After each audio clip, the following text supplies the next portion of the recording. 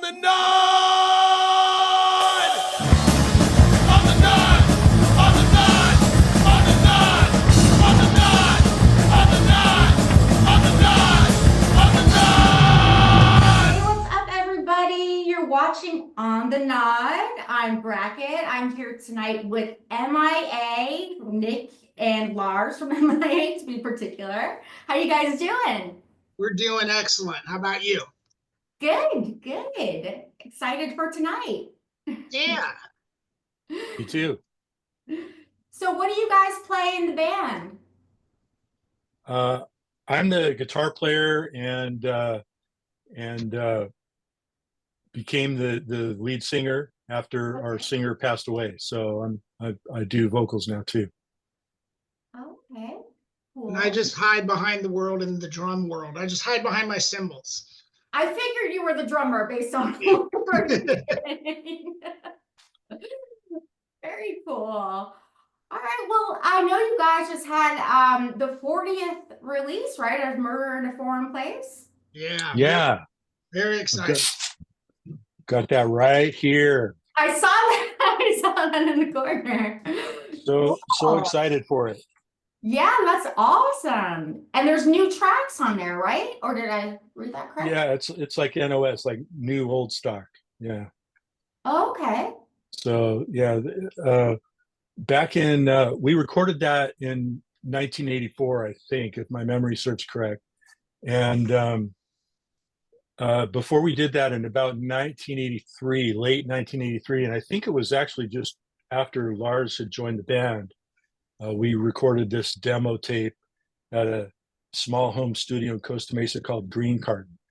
And so that has some different versions of some of the songs on Murder in a Foreign Place, and also a couple of tracks that one of them has not been released before. So, Oh.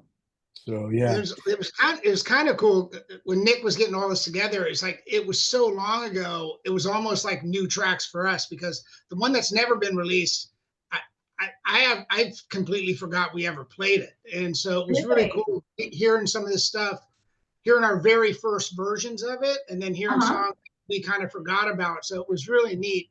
Nick worked really hard on putting all this stuff together and did just a phenomenal job. So really, and Remy over at Modern City helped a tremendous amount. And the two of them, they put together a really, really cool package. So even being in the band, it was just exciting to hear this stuff again and brought back a lot of memories for all of us. So it's been a cool experience. Never thought 40 years ago we'd still be doing this, but yeah, it's pretty cool. It's pretty cool, and the response to it has been really good too, which is exciting. Yeah, that's awesome. So this is stuff that you guys recorded, like the new songs or stuff that you guys recorded back in the 80s that are you kind of just now? Okay, yeah, I just wasn't sure how that works. Yeah, we got it, the extra tracks, we got those mastered for the first time. Because I always hated those recordings. Like it was terrible. So when I sent them off to mastering, I told the mastering engineer, I said, dude, I hate how this sounds. Like, can you fix it up a little bit? And he did a great job on it. So we're pretty excited about it. Cool. That's awesome. Are you guys recording any new material as well? Wow. Yes, there's going to be some new recording coming up without a doubt. We still have to work out some stuff, but I know Nick and I have talked about it, and we have some stuff from that we want to re-record that we've done. And then Nick is one of the great things about being in this band is Nick and Paul are phenomenal musicians, and Nick is very talented songwriter, and he has a catalog of quite a few songs that him and I have worked on a little bit, but we're going to fine tune some stuff on that. And we just got back from tour, and we haven't really even spoke because Nick's son got married, and we just been really busy. But I know, like, behind the scenes, we've been talking like, hey, we've got stuff we want to do still, and being on tour and the response that we got throughout Europe and just the joy it was to be on the road again with each other, and we had a great time. And like I said, once again, the response is like, okay, we've got to keep this going. It was just too good to let it stop.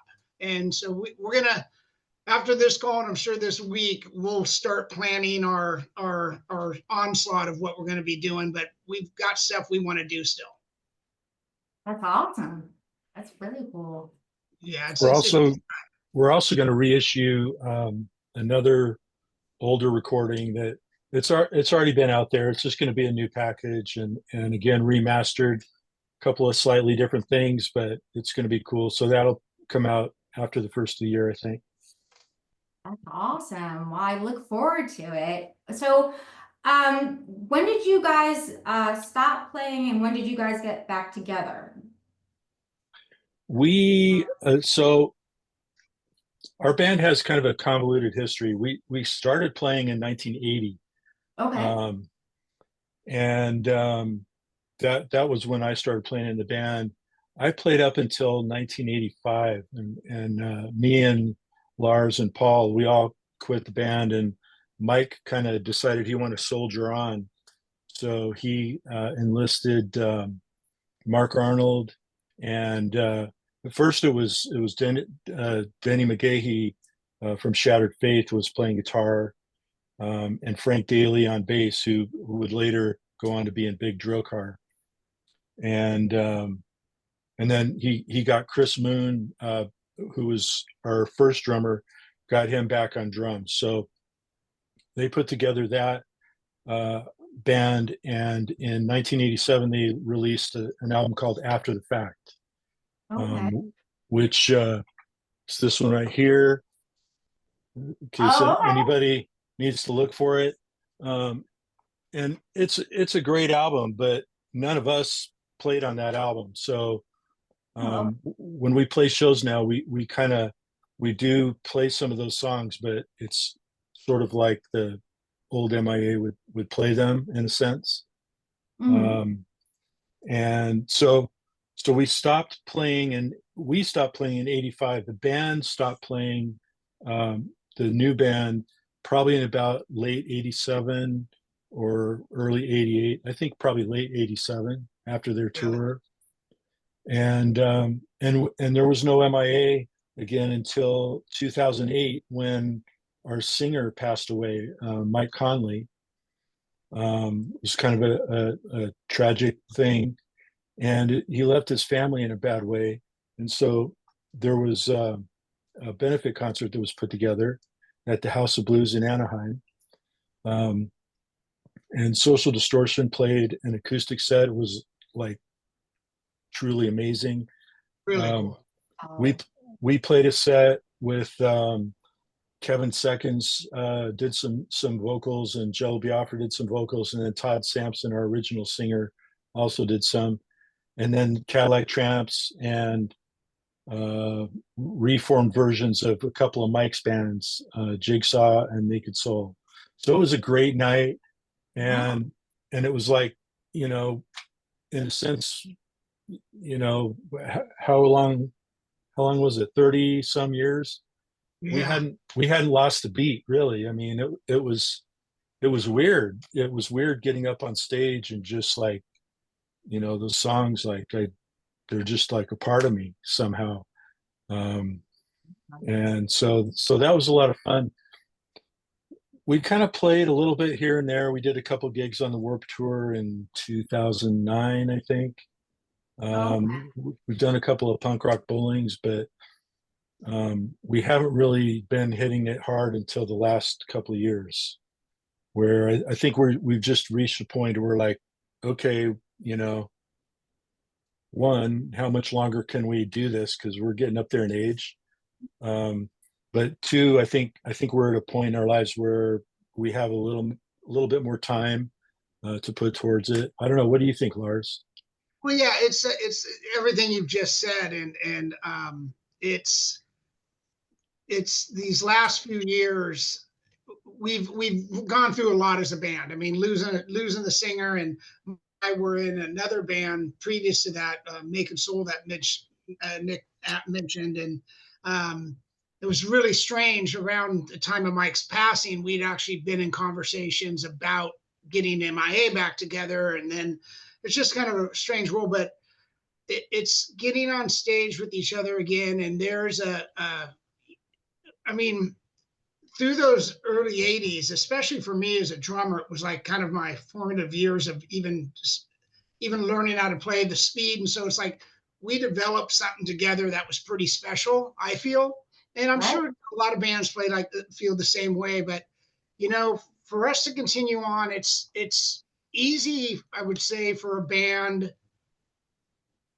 band's lead singer to lose the band and he can go on and he'll just get anyone to play. For us, it was kind of a different route. And Nick being so involved in majority of the songwriting process was very comfortable with it. But getting him to sing was a decision that we made as a group too, because we had this bond and this this joy of playing again together that Right. really, like, honestly, to kind of a side note, but I feel we're the best version of MIA right now that we've ever been, which is crazy to say after 40 years. But we just had opportunities to do stuff, bring in other singers, and we just kind of did a vote of, if we're going to do this, let's just do it back to us three and the Right. original three. And it's just speaking about Paul, that's not on here obviously right now, but yeah, it's just brought a joy back. And these last few years have been very exciting for us. Played some great shows. And then, like I said, just getting back from going to Europe for the first time, and the response we got there, and like literally being places and them saying, we've waited 40 years for you guys to get here, you Oh, know? So wow. it was really, really cool, and kind of was like, okay, right, we did come back together at the right time with the right personnel for the right reasons. And I think it really shows in our music right now. Like I said, I feel we're the best we've ever been. And Nick probably doesn't want to hear this, but I'll pump him up. He's done a phenomenal job on vocals, and you know, playing lead guitar and singing as a three-piece. He's got to be powerful on guitar. Paul Schwartz, phenomenal bass player. I mean, just brings up that bottom end. I just hide in the back and try to keep up with these guys, and it's a joy. I got the best seat in the house. But Nick's done a phenomenal job, and it's really a joy to be around. And that's why I don't want to let it stop right now. We have other material. Some of the after the fact stuff, we actually want to re-record too, and put kind of the original MIA spin on it. And so there's a Right. lot of exciting stuff we can do right now, and we're going to be doing it. This next year, there's going to be some other things that we jump on. That's so exciting. That's awesome. So is it, Nick, do you do most of the songwriting, or is it like a collaborative process, or how is the songwriting process like? Back in the day, I would say Mike was our main songwriter. So Oh, okay. so for all of our 4 albums, you know, but I was, you know, I wrote some songs, some of the songs outright, and I'd say a good 60-70% of the songs that we put out, I was co-writing on. So, you know, that's the thing. When we were thinking about trying out different singers, and I was just like, God, you know, Mike was so unique in terms of not only his voice but his personality. You know, anybody we got, they would just always be compared to Mike. And I just told the guys, you know, let me try it. Let me try singing, and you know, they let me do that. So, and it's so far it's worked out. But I think it works because part of the reason, because I lived those songs back in the day, and I know how they should be sung. I know the feeling behind them because I co-wrote a lot of them. I know what they're about. You know, I have the feel for them, and I think that's maybe primarily why it even works. It doesn't seem like it should, because, like I said, Mike is such a powerful force. You know. Right. That makes sense. Definitely. So what would you say like most of MIA songs are about? Like what would you say like you guys usually write about? Well, again, these are like Miles. Yeah. most of them 40-year-old songs. Right, yeah.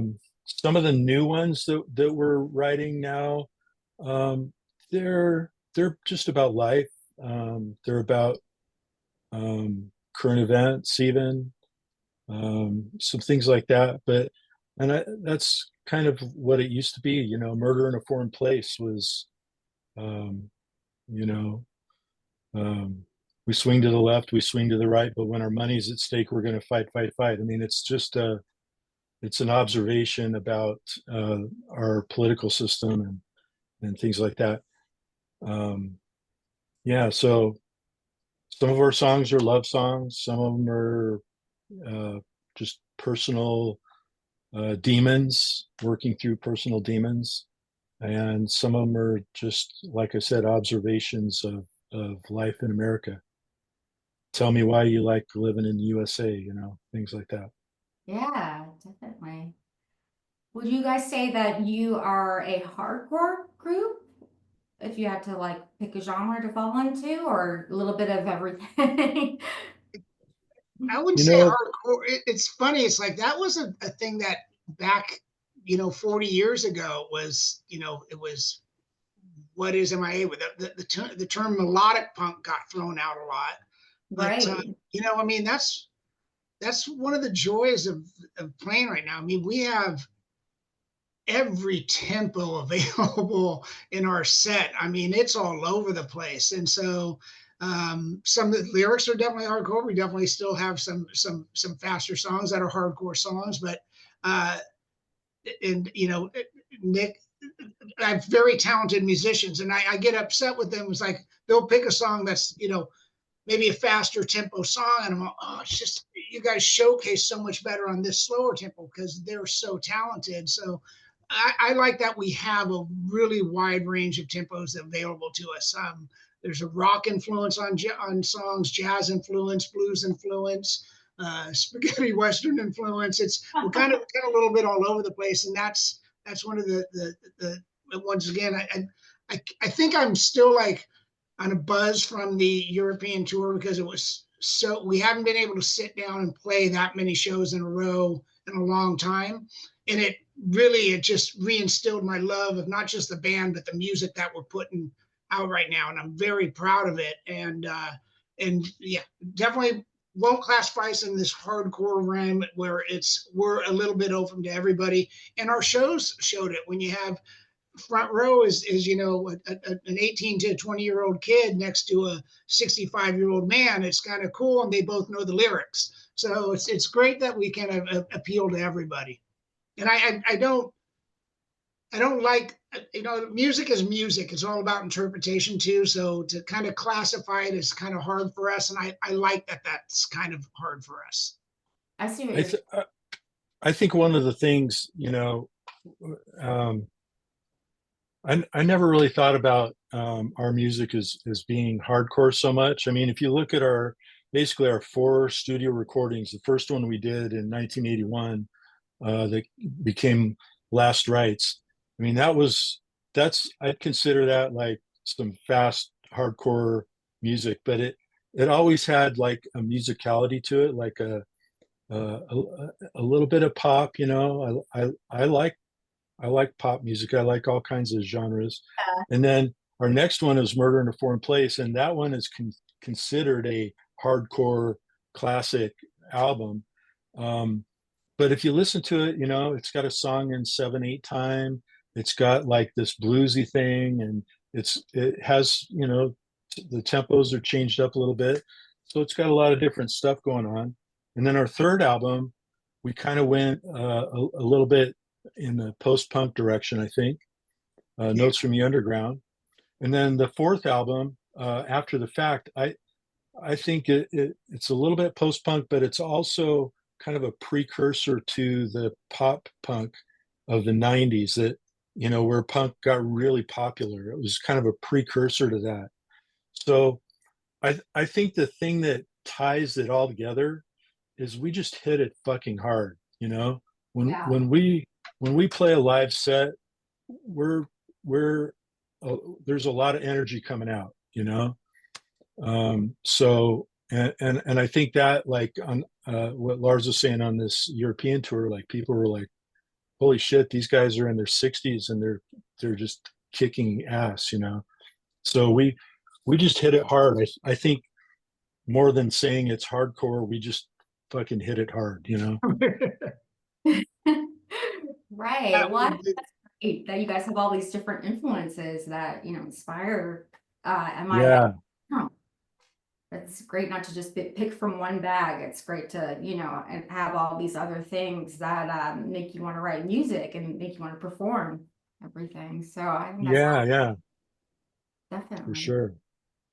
So how has the music scene changed from when you guys started? What would say are some of the differences? I mean, I'm sure there's a lot. You know, I actually I struggle with this a little bit because to me it seems like the punk scene is a lot more narrow than it was. Like I remember being in the punk in the late 70s, and it was like you could listen to Devo and the Specials, like all the ska music. It was fair game, and Elvis Costello, Nick Lowe produced the Damned.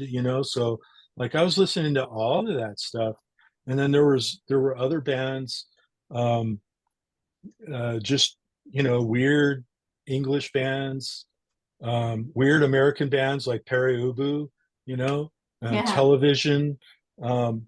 So there were all these different styles and really unique sounds, unique music that was out there, and we listened to it all. I mean, I soaked it up. It was a great time in music, and now it's like the bands don't seem to have that kind of variety as much. There's a few young bands that I've heard. Like there's one that we hope to be playing a show with soon. They're in LA. They're called Crisis Actor. I think they.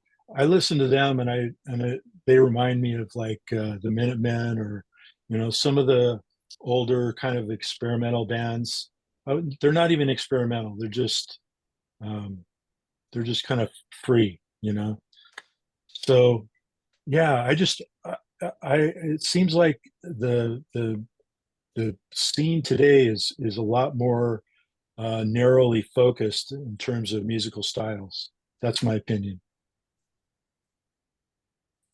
What about you, Lars? What do you think?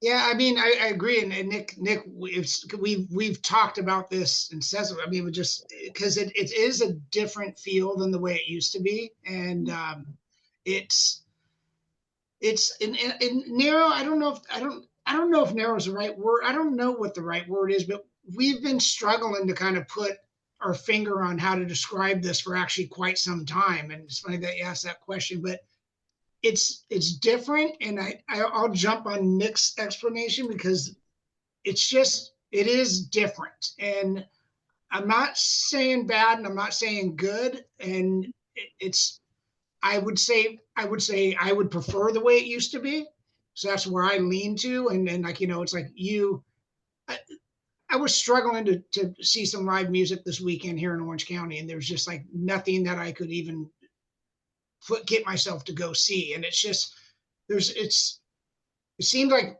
since it was a wider a type of music and a wider audience back in the day, it seems like to me it just seemed like there was just a lot more shows to go to and a lot more things to do, where now it's kind of like pigeonholed, and and that's part of the thing with music these days, which we're all a little more disconnected from is people get huge followings on their Instagram and their YouTube, and they're going to have their pop-up show, and that their followers are going to go. It's like maybe no one else knows about them at all because that's they've got that clique of people. And I think we had some crazy shows back in there. We have just all these different genres on one bill, and that was kind of missed. And we've played a couple shows where it's like some of the bands are very repetitive going up to us, and we even say like, I don't know if this crowd will even know how to take us.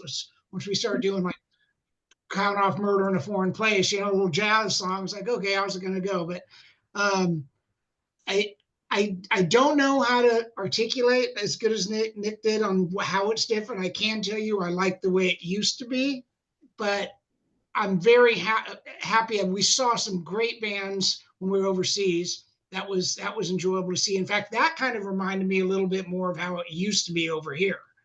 But Yeah. that's why I want to get back. That band in Budapest called Polanta, they were like, holy shit, they were so good. They had a great drummer and they had a keyboard player, and it was hard hitting too. It was just, and it was experimental. It was wild. It was free, and like they were doing whatever they wanted, and it worked. And I think that's part of the things. Like now, it's like people are scared to do whatever they want. Going back to the world of Instagram and all that. Am I going to lose followers if I do that? It's like, because that's what everyone is on now. How many followers are you getting? We look at it too. It's like that's what life is these days. But are you scared to do something that you really want to do because you're scared you're going to lose followers? And that's, back in the day, it was like you wouldn't know if it was a success or failure until you went on the road for a couple months. Nowadays, these kids can literally put it out tomorrow and know, oh God, it failed by 24 hours later.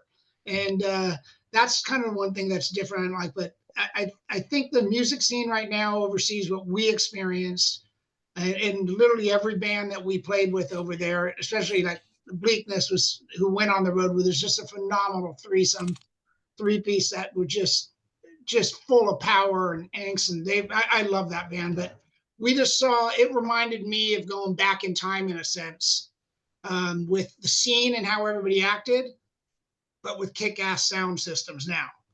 The weird thing, we played 10 shows, and hardly anybody is there with their cell phone up. They're there to listen to the band, and they're not filming, they're not taking pictures, they're just there, they're experiencing it. And I love that. Definitely. I hate like seeing concert footage and it's all cell phones everywhere, just trying to get their moment captured on their phone, and it's a shame. Yeah, definitely. Yeah, it takes you out of the moment, and it does. and it's hard as when you're up there singing your heart out and trying to, like, I'm singing to you, buddy, I'm singing to you, lady, and they got their cell phones up like in front of their faces. It sucks.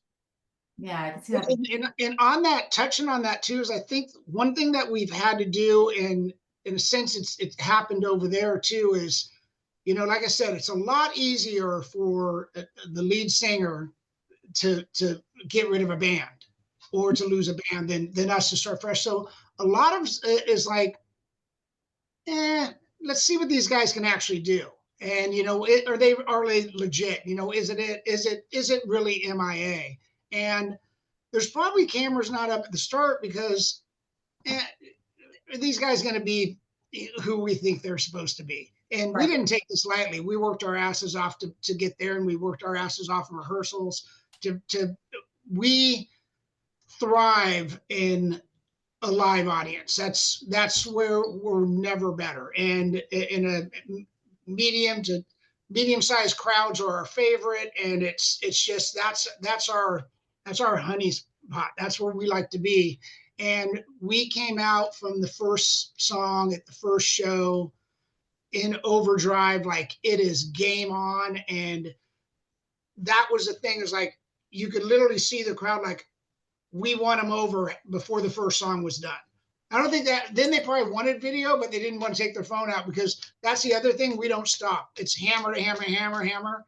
We're song after song. And except until Nick like waves up his hand, like, I need a break for a second. We like to just, I'm not a fan of, and I think all of us in the band kind of feel the same way, of when you go to see a band, I don't care about their personal beliefs or political beliefs. I'm there because I love their music, Right. and I want to see, if I'm there, I want to see as much live music out of that band as I can. Yeah. And so that's what we try to do. It's our set lists are long, and it's one song after another, and put our breaks in there. If you know, a broken string or something like that, we can't help, or mechanical issue on drums or PA or whatever. But you know, maybe every 30 to 45, maybe a minute break after the third, fourth, or fifth song. Then it's on to another 4 or 5, then another 4 or 5, another 4 or 5. So we like to hammer it out, and that's a big joy of being in this band, is we all get along on things and get to kind of live our feelings out. You know, hey, we talked about this and we like this, and we go to other times, let's do what we like to do. So, but yeah, I've kind of circled around to multiple things, but I like I'm really proud of this band right now, and I'm really proud of what we've accomplished, and I'm really excited to see what we do next, because we're not done yet. Yeah, I would say so. Yeah. That's awesome. Is there, well, what are some of your early influences pre-MIA? Like what kind of got you into punk in general? I'll start. It's a funny thing. I mean, I'm from Orange County.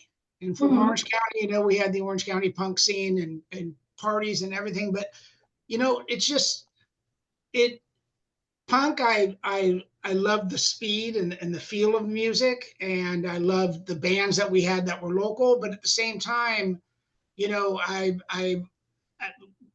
still, to this day, there's not a genre of music I don't listen to. I like everything, and I was like that back in the day. So an influence, I mean, it's different. Was it Elvis Costello? Was it Mhm. Sex Pistols? Was it TSOL?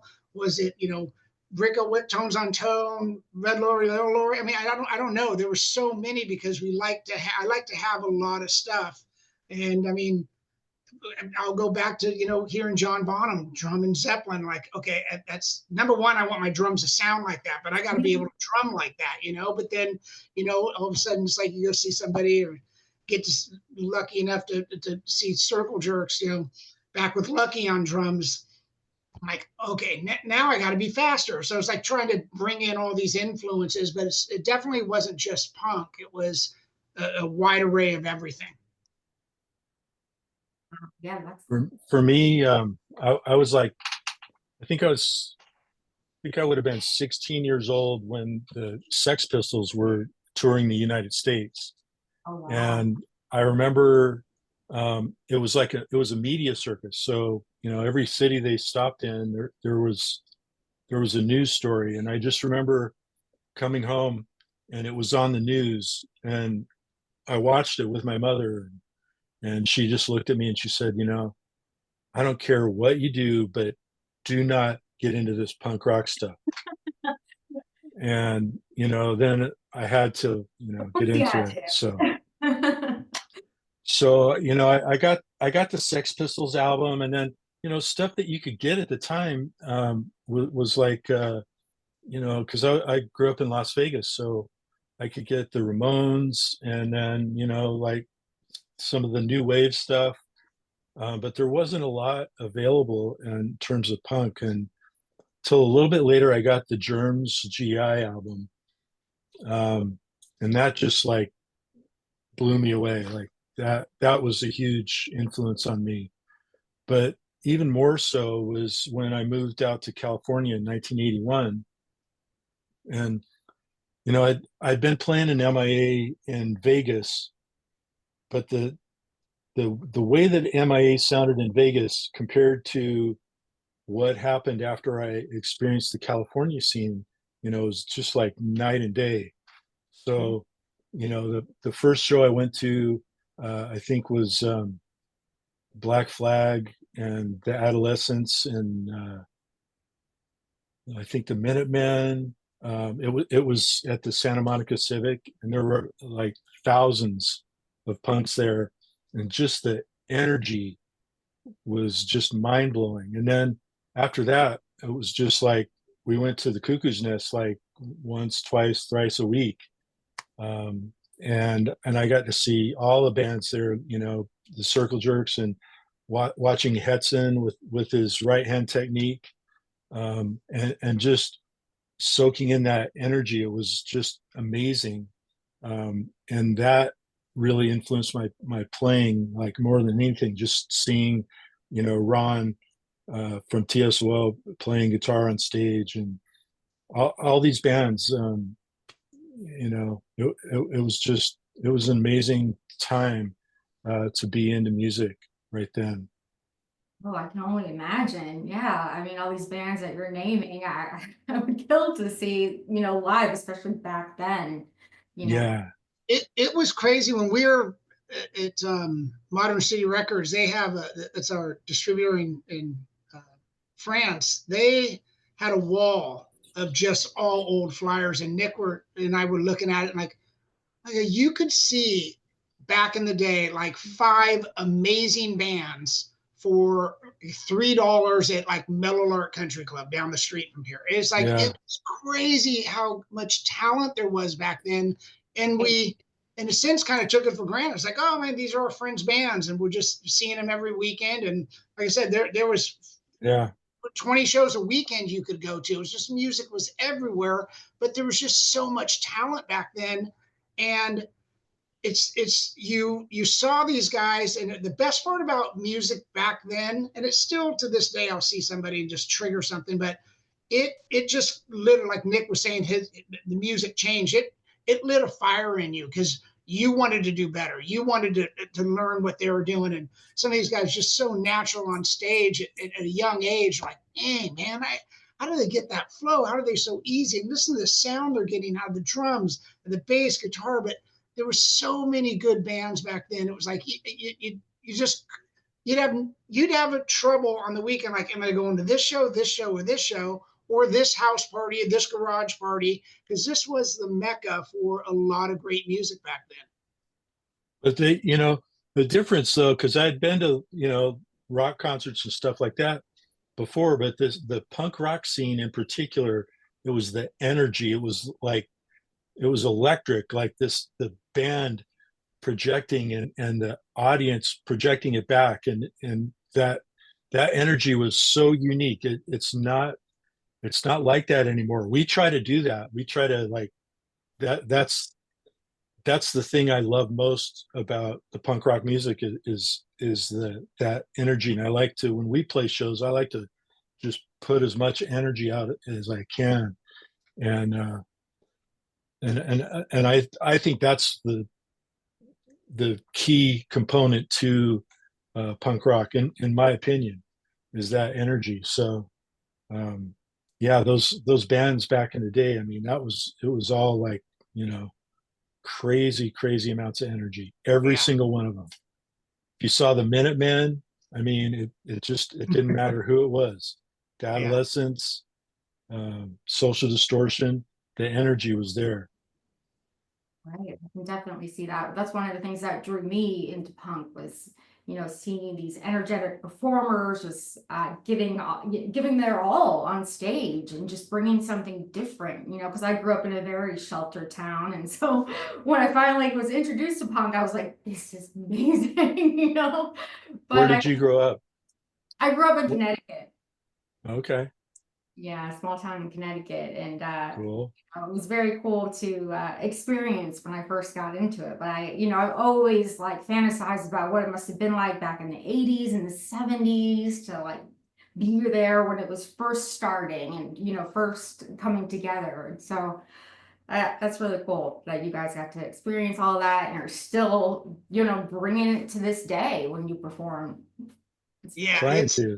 it's exciting. We get to, you know, and Nick and I had a lot of discussions as we're getting more into it these last 4 or 5 years of like, you know, it's got to be fun for us. We Right. and the passion's there, and like as long as, and the other thing, we can't suck. That's one of our main rules. And so we've got to be on our game. And like, as a drummer, it's not easy to keep up with these guys in their 20s and 30s. And it's like, I got to work my butt off, but I'm not going to go out there and do a half-assed job. I'd be humiliated. And then now you just took the fun out of it for me. And Nick goes out there and we give it 100% every single night. And, going back to this last time on our trip, it's like the first night, like, did we just like run a marathon in one day? Can we do this again tomorrow? And we found the energy to get through it every single night and push through. And it's exciting. But like Nick was talking about back in the day in those early times, it's like the energy and the feeling and our shows, and like Nick and I haven't even talked about it, but our shows over in Europe were just a flashback of those early shows you're talking about. Because Bleakness, the band that we're with, they do the same thing. They're just a powerful trio, and they just try to pump it up. So, but a different style than us. And so the two of us worked really good together till we just got these crowds that were just energetic, and we'd feed off them and keep ourselves going. We'd feed off them playing, and like, so it was just a great scenario. But yeah, it's as I'm talking more about it, I'm thinking about it. Yeah, back in the 80s, it was that every single weekend, whether we were playing it or not. If we weren't playing, then we're in the audience, and that feeling just kind of that was like the feeling that you had every weekend. It was that same feeling of energy and excitement and drive and creating and talented musicians that you're around. And so it was definitely a cool time to be in this area, especially because it was just a hotbed for great music. Yeah. Definitely. Now, do you guys have a website, right, where people can buy your music, your merch, etc., find out about your tours, your shows? Yeah, it's miapunkband.com. Okay. And we have to do the punk band business because there's like other MIAs out there, including the famous Crazy Lady. Yeah, I remember. Yeah. So, but there's actually a couple other bands too. There's some, like one in Germany, and Really? I think there's now one on the East Coast somewhere. Yeah, there Yeah. is. I don't know what they're thinking, but oh well. Yeah. How dare they? Yeah. So yeah, miapunkband.com. And if you're trying to find us on social media, Mhm. it's at MIA Punk Band, for both Facebook and Instagram.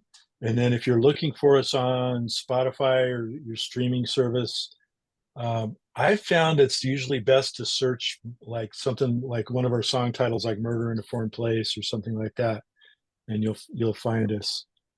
Oh, okay. Instead of typing in MIA, search one of the song titles.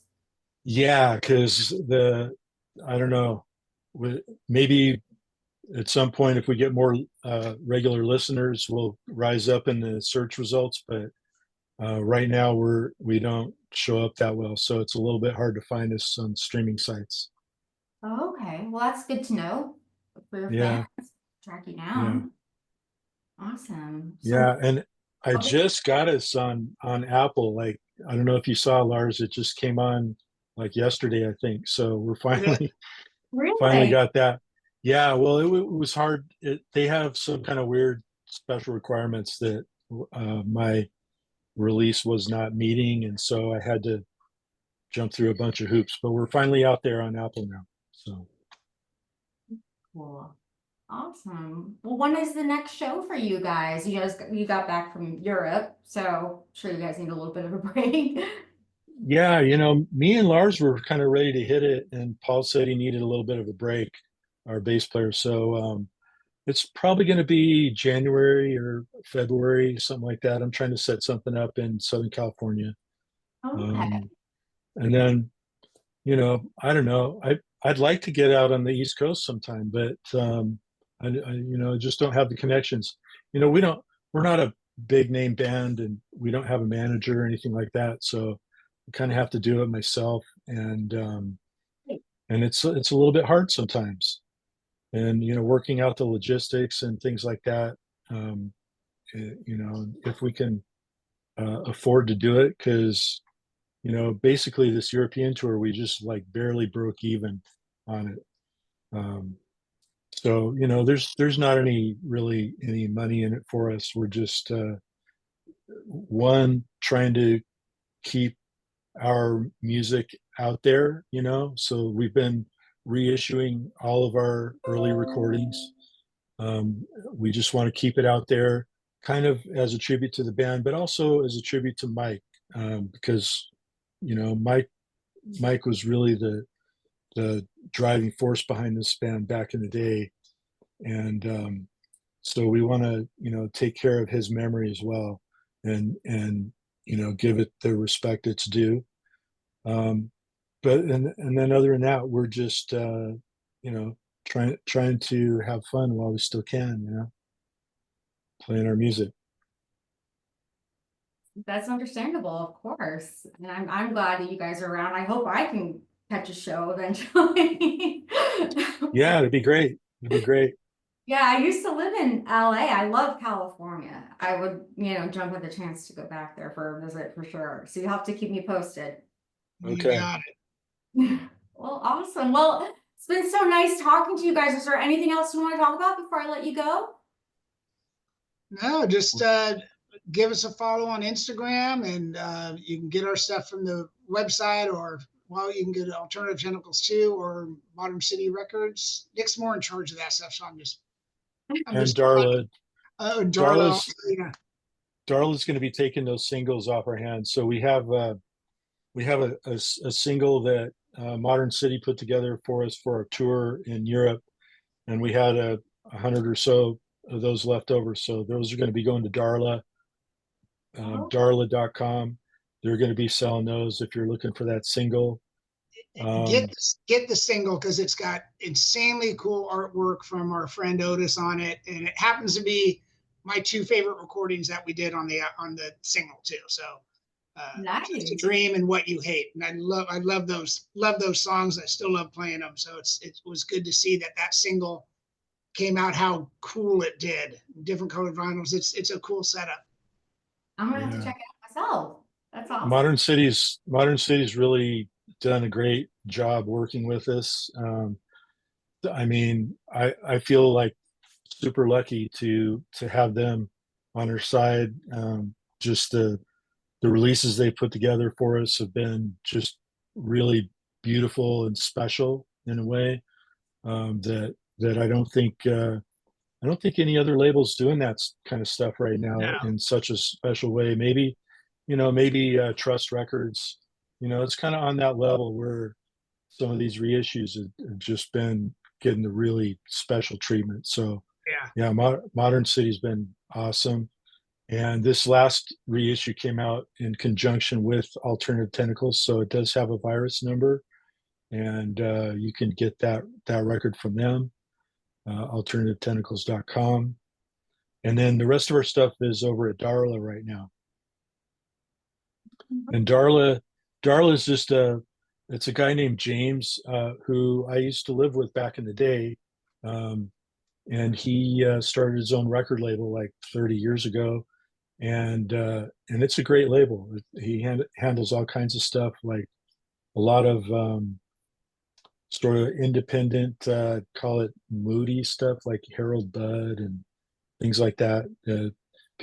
Harold Budd was kind of a guy who did electronic music with Brian Eno, so things like that. But a good friend, and he was like, "Yeah, let's put the MIA stuff out." So that was really cool of him to do, and it gives us a good distribution and gets our music out there, which is the number one thing. Definitely. Awesome. Very cool. Well, it's been such a pleasure talking to you both.